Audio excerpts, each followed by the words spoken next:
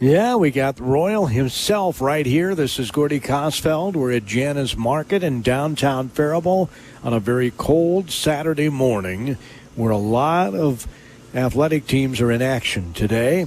Almost everybody is in action today, Virtually everybody is in action. Which is good for the kids. On this cold day, they get to jump on a bus. And hope those buses have great heat. even the boys swimming and diving team is on the road today. They're up at Simley. Okay. Jump in the pool, I think, at 1 o'clock, if I remember right. Okay. At a multi-school event. Simley. Is it late enough? Do you know much about swimming and diving? I do not. Is it late enough in the year for this to maybe be the two team sections or something? Might be. That I do not know. But if there is a person out there that has a connection to the swimming and diving team, send them out. We'd love to talk to them. Well, yeah, we've tried over the years, and they always practice while we're on the air here. Yeah, well, that is true, yeah. Yeah, they probably do practices on Saturday morning. I remember saying to Mr. Hubert many, many, many years ago, you could push your practice back a half hour or, If somebody's injured, send them out. But, and that's just the way it is. Yeah. The boys' hockey is in Wyndham.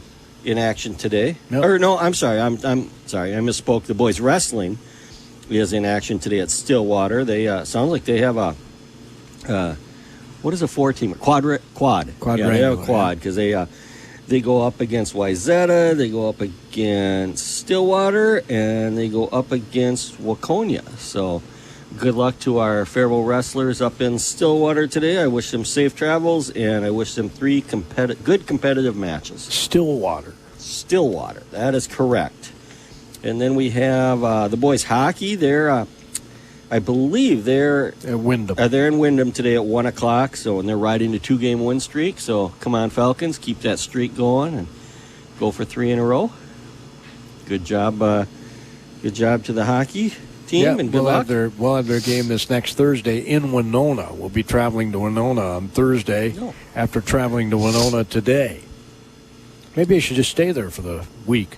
Yeah. Do you know, are the Faribault girls in Yes, they are. They're at home, 1 o'clock. Rochester John Marshall girls basketball, and the boys basketball is at John Marshall at 3 this afternoon. So virtually every team in action. Of course, BA, I don't think either of those teams are in action, the boys and girls basketball today. So is it common for, I believe you said that boys and girls both played JM today, John Marshall. Yep. But one is at John Marshall and one is at here? Yep. God, do you think we could cut down on some travel and just take, one bus, one direction and play the girls and then play the boys or vice versa or whatever? Well, they, have JV and all that stuff, so they take more than one bus, typically. Yeah. Okay. All right. Well, just trying to save the school district some money, but what do I know? Yeah. Well, you got to save the city money, Rpyal. You're the city council member. Mayor was on this week talking about your $9 million park. Yeah. Beautiful, though. It's going to be a beautiful park. And well, for $9 million, it better be. Yep. I get it. I completely get it. But, not often. Well, at least this council, for probably the last 6 years or so, 5, 6 years, the focus has been on what can we provide for the community. I mean, it's all well and good to put, new HVAC systems on, buildings and say, we're going to save utilities and stuff. But really, when it comes down to it, what can we do for the community? Something that the majority of people can use, can enjoy. I mean, we'll never find an amenity that everybody will use, but what can we do that will allow the most people to enjoy an amenity? And I think this park is going to be one of them. I really do. I think it's going to be kind of a regional draw, and I think it's going to turn out beautiful, and it'll really help. It'll help our community, and it'll help our downtown area by drawing people down there year-round, basically, because there'll be year-round activities there. You're just staring at me blankly. Well, I'm trying to think of what they call a splash pad, right? A splash pad? Yep. One thing it has for the summertime is a splash pad where there's no standing water.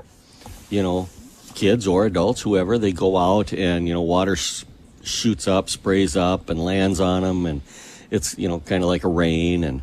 it's fun, and the kids have little activities they can do in the splash pad, and they run around, but there's no threat of standing water drowning or anything like that. I think Mayor Kevin Voracek earlier this week said that he thought that would be a regional draw. It's only the second one in the state. Is that right? Our skate ribbon, I think, is the second one in the state. Oh, okay. I got them confused. Yeah, I think our skate ribbon. And what we're referring to there is there's going to be a fairly oval, but not precise oval. It's going to have some angles and curves to it. It's going to be called a skate ribbon. And what that is it's a cement ribbon, like I said, kind of in an oval shape. And we will be able to freeze ice on that. So in the wintertime, you can skate on it. You can skate on it, yep. In the summertime, you can rollerblade on it, or whatever you'd like to do. So that's going to be a very cool amenity also. I think that's the second one that we've got in the state. So okay. I think this will be a pretty unique thing. So he's hoping that the state will allow the city, and I'm sure you're hoping as well, to institute a sales tax that'll help pay for some of this stuff. Yeah. If I understand correctly, I think the sales tax is on hiatus until 2025 or something like that. I think the state government has put a halt to sales tax request. And I don't agree with that, frankly, Royal. I don't think the state should tell you or any other city what they can or can't do. Well, especially since the sales tax has to go to a vote of the people. And it should. Yes, I agree with that, and I have no problem with that. But yeah, it is kind of the state saying, well, even though your citizens might want it in a local community, you guys can't have one for 2 years, because we're just going to stop them now, I don't know if that's the state's way of saying, well, we're going to increase our taxes first, and then you guys can increase. I don't know what they're doing. They've been pretty good at spending our money. They have been. Well, except the last couple of years, they had a multi-billion-dollar surplus. Now they're going to have a deficit. Now they're going to have a multi-billion-dollar deficit. It's like, how the heck's that work? Well, I want to know who does the math on all this stuff, because they're way off all the time. I mean, all the time. But we're here, obviously, that's not typically what we're supposed to talk about here at Jan. Talk a little sports. I mean, sports, splash pad, and skating ribbon is outdoor activity. Well, so that's true. Kind of like, sports, but... And then there's a community center. I know that some people would like to see here in Faribault, too, a new community center. And yep, that's a few more years down the because the pool is over-existed its life, right? Our indoor pool at our existing community center is well past its expected lifespan. And so, yes, we are looking at a new community center. That would be a few years down the road. But that would be another big thing. And again, even though it's not in the beginning stages, we're probably in the middle stages of planning it and looking at it and stuff. But we've had a lot of people comment that'd be great for the community too. And again, it's all about trying to provide amenities that more people can take part in and more people can enjoy, as opposed to just streets and sidewalks. And the reason I want to see a sales tax is I want other people to help pay for it. I hope people, when the vote comes up, don't say, well, I don't want my taxes to go up. Because, you're going to be spending a little more.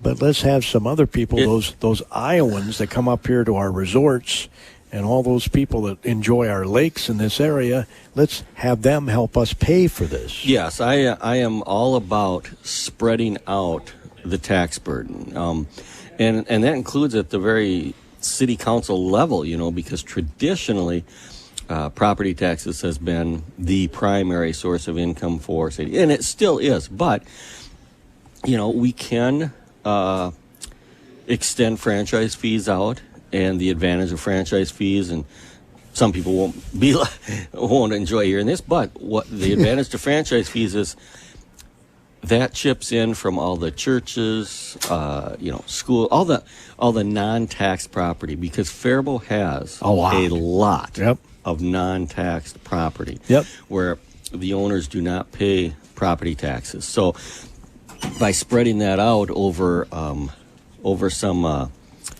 some franchise fees and for putting a $5 charge on the water meter or the gas meter, things like that, we can spread that out so that we don't have to just put the burden on the property taxes themselves. And so your sales tax idea is the same kind of thought. It's like, yeah, citizens of Faribault will have to, pay more in sales taxes, but it wouldn't be as much as if we tried to pay for this whole thing with property taxes, because then it would just be limited to the property within the city limits of Faribault. But now, people, like you said, come from out of town, even for, they come here parents come here for a basketball game or something, and they, stop for a meal or something, they'll be chipping in on it. And people from Iowa coming to our Lakes region, they'll chip in on it. So fill up the gas. Yeah. I like that method too. We're in agreement on that one. Yep, absolutely. Now, the only thing I'm getting old. I just turned 65, so I probably won't be skating on your ribbon. No. And I doubt that I'll be using the splash pad. That is correct. I'm not saying all 65-year-olds will be in the same boat. There might be some that do it with their grandkids. I can see that. Yep. They could be taking their grandkids down there for that. Yep. But there is also an open area a place where we can put in a temporary stage. Yeah, town square type So thing. there very well could be activities down in that park. Sure. That you could take part in. So it is not just the activities there, but it's also the big open space with the temporary stage and the events that can happen there that you might take part in. And that could be anything from an arts festival to a concert to outdoor play. I mean, it's endless, what you could use that space for with as an activity and as a gathering center. So outdoor play, kind of like what's that deal they have up in Shakopee or the area, with the dragons and the Renaissance Festival. It won't be that. It won't be that big, but we could do something like that. You could do something like that. Yeah. Yeah, that sounds interesting. And why not expand? Heritage Days has been in Central Park for many years. You could have activities down there too during Heritage Days. Yep, we could.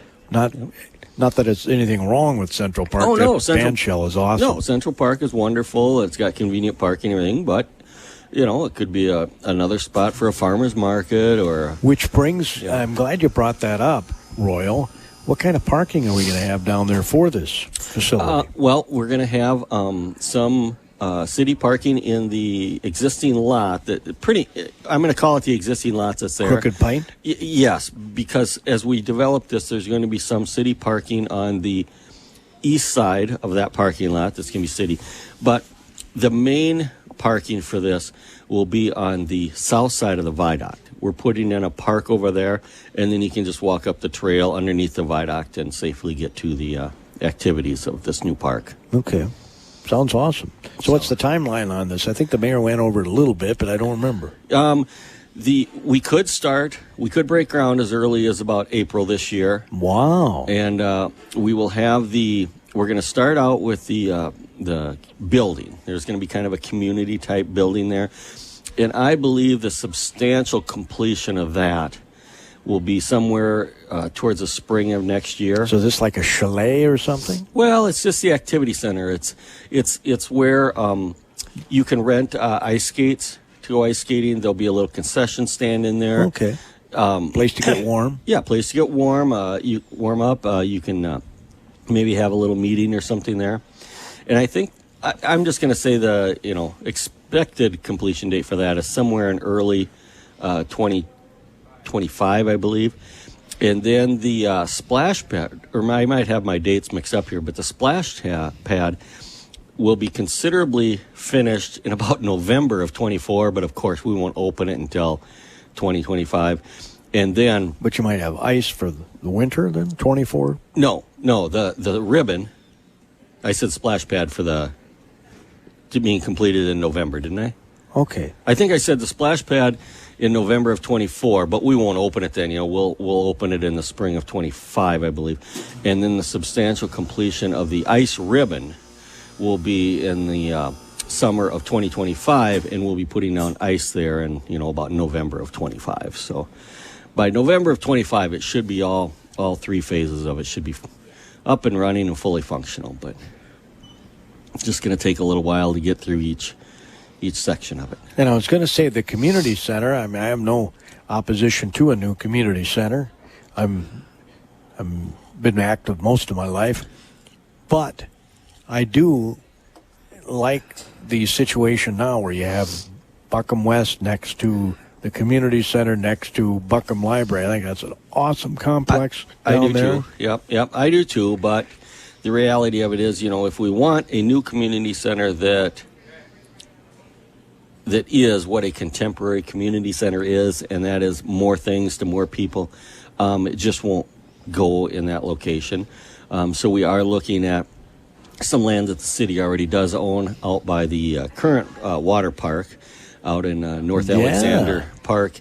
And I do think that would be a good location for it. I wish it was a little more centralized, but one thing that I was very careful about in emphasizing for our selection is we wanted it on a bike path.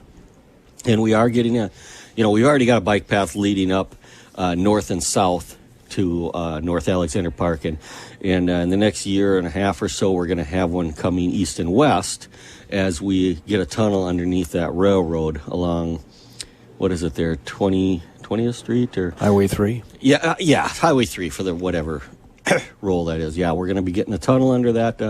And that's badly needed. I avoid that like the plague with my bike just for that very reason. Yep. That's the one little hiccup we have in that whole area to bring people from the dog park area, which is a place that people can stop, park their vehicles, unload their bikes, get on the trails and go almost anywhere. They can go all the way to Mankato from there if they want to, but they haven't been able to go safely and efficiently to the North Alexander Park area, and now they will be able to in a year or so after we get that tunnel underneath that. You know what's going to happen? Railroad. You're going to build this beautiful park, and Owatonna's going to see it, and Northfield's going to see it, and Hastings is going to see it, and they're all going to say, let's get our own park like that. Well, that's going to happen. That's what happened with our with our water park. Yeah, the water park. Well, but things are always done in stages, And for example, Owatonna just spent a ton of money on a brand new, beautiful high school. So, are their voters going to be ready to take on, a new facility? Yeah, a lot of that was, donated by Federated and Johnston's. Yeah, some of it was, but the taxpayers are still on the hook for a significant part of it too. But yes, you need generous corporate partners in cities. But it's better to be first than last. That's what I say. Oh, I agree. I'm just saying that I wouldn't count on it being a big draw for the next decade or anything. No, but it could be a big draw for 4, 5, 6 years. Correct. Yep. And with that land down there, with the gathering area with the temporary stage, you can still do almost anything down there, so you can create annual events that would be a continuous draw. Aha. Do you hear that, folks? Royal Ross is a member of the Faribault City Council, so if you would like to weigh in on whether or not you'd like to see all this happen, how do people get a hold of you, Royal? Oh, they can, our emails are right on our city website. Have the majority of people, now be honest, have the majority of people you talked to said they're in favor, or have the majority said, gee, do we really need a $9 million park? I bet I've gotten 50% of both. Okay. But I will be totally honest and say it's been a surprisingly low number of people. Total, both sides. Oh, okay. The biggest thing I've ever heard about was 6 years ago when we were considering allowing chickens in town. Oh my! I got calls, I got texts, I got emails. I'd have people stop me walking down the street. Everybody had an opinion on chickens, and there, it was 90% against, 10% for. Now in the park, I've gotten maybe 1/10, 1/20th of the communication on this new park. And it's about 50-50, Some people say, God, I just don't need, But they're probably also the people that honestly don't have kids, aren't very involved in the community anyway, don't use the current amenities, so they're probably not going to use a new amenity, they're kind of the sticks in the mud, as I call them, a little bit, because sticks in the mud. They don't take advantage of any of the amenities we do have now, so they certainly don't want any more. And that's their right. You don't have to take part in them. Correct. And well, if you don't, here's the thing: you don't have an option to pay for it. Yeah, that is true. But you do have the option to use it. Correct. They don't even accept the option to use it. But the other people, are saying, "Oh man, I cannot wait to take my kids down to the splash pad. I cannot wait to take my grandkids out on that ice ribbon where I don't have to skate. I can sit there, maybe next to a fire, because there's going to be some gas fireplaces. I can sit there and let them skate."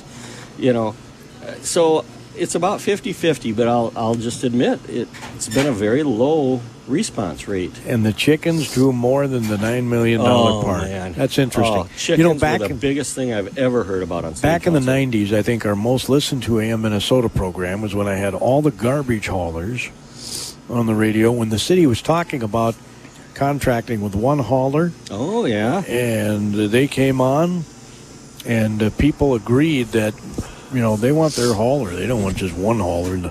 So we're still in that situation, right? We have multiple haulers in our city. A lot of cities do contract with one hauler to do their refuse. Yep, some do. I believe Dundas does, but Dundas much smaller community. But the big thing for Faribault is we have local, hometown, homegrown garbage hauling businesses that still bear names like Archambault Brothers, City and Lakes. Plum Disposal. Yeah. So we've still got hometown family businesses that do these things. So I can't imagine what a situation would be where we would go to like one or two haulers.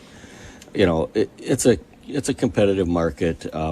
I say, let the businesses do a good job for their customers and let the customers decide who they want. Well, and I think it was believed at the time by council members at the time that, do we really want to contract and actually basically go into the garbage hauling business when we've got perfectly good companies in town? Yeah. The government doesn't need to be in business per se. We need to allow the citizens. But as you noted, there are cities, and I did as well, I guess, that do contract out their hauling. For ease sake, I'm guessing, is it really that much of a savings if they contract out to go to the low bidder? I don't know how that works. Yeah, I don't either, to be honest with you. I don't know. But I like our system the way it is, so I say just. Now, if you've just tuned in and you go, gee, I thought sports show. I thought this was a sports show.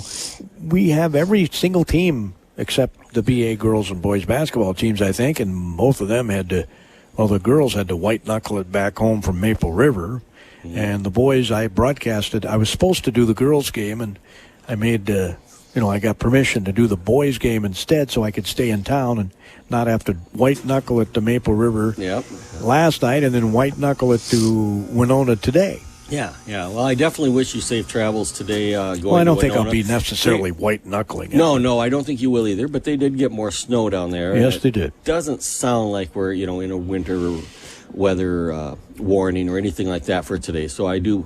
Wind chill advisory. I always wish you safe travels. I mean, I wish you safe travels twice on the air last week when you went to Moorhead, Well, thank you for that. Just because I always wish safe travels upon people, I want them to arrive safely and have fun or do their job or whatever they're going for and then arrive safely back home. We should talk a little bit about Jana's. Yes, Jana's Market. That is where we are today. I have to tell you, I don't know how often you eat the hot meals here. Yep. But they're so good. Oh, yes. Very, very good. Yep. What's your favorite hot meal? You have one? I don't know if I have a favorite. I change all the time, I got to tell you, how can you go wrong with a grilled cheese sandwich? For the breakfast item, I'm still the meat lovers hash browns are still my favorite with just a whole bunch of meats in them, a whole bunch of cheeses in them and stuff. And then, the lunches are just all across the board. I like almost all of them. But yeah, folks, come down, try their soups. Usually have a chicken wild rice soup, I believe, is one of their house soups. And they've got some other homemade soups. Try those. Try their salads. Their salads and soups are wonderful, but it's definitely soup weather. Oh, yeah. Yes, it is. Yes, definitely it is. Yep. I have not tried their chili, but I've been told it's very good. I have had their chili, and it is good, yes. Yep, chili is also a staple down here at Janus Marketplace, so try that. But come down, have a hot meal, and then get a prepackaged meal to go that you can take home and heat up at work, at the office, or later.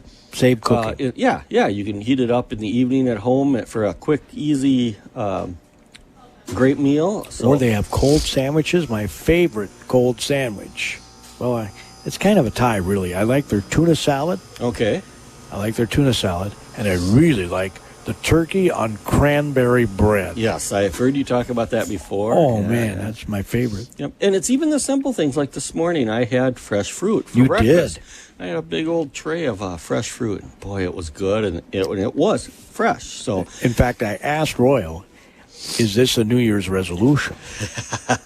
And no, it is not, folk. It is not. I'm eating fresh fruit simply because I like it. Well, and it's good when you have a cold, too, I think. Yeah, and if people can't tell, I kind of have a little sniffle going on today, so. Well, I think most people are getting colds this time of year. Most people have something going on right now, yeah. So, again, I'm going to summarize. The girls' basketball team is at home today. If you want to venture over to Faribault High School and cheer them on, that'd be awesome. What time does that start? 1 o'clock is the varsity. 1 o'clock is the varsity, and they are playing Rochester John Marshall, who must have their best player out or something because they were state ranked a couple of weeks ago, and Owatonna really thumped them good earlier this week.